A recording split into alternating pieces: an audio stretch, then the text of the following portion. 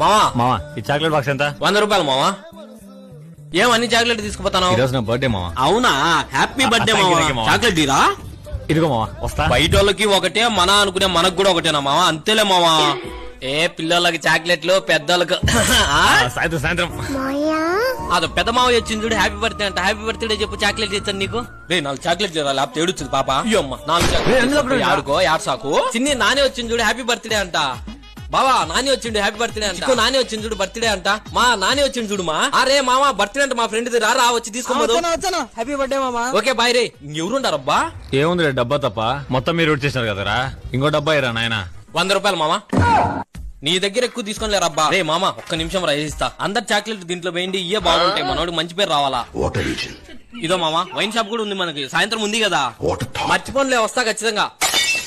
ఇది వ్యాపారం.